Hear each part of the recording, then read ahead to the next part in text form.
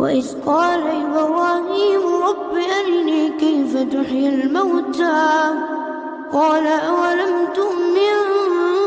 قال بلى ولكن ليطمئن قلبي قال فخذ 4 من الطير فصرهن إليك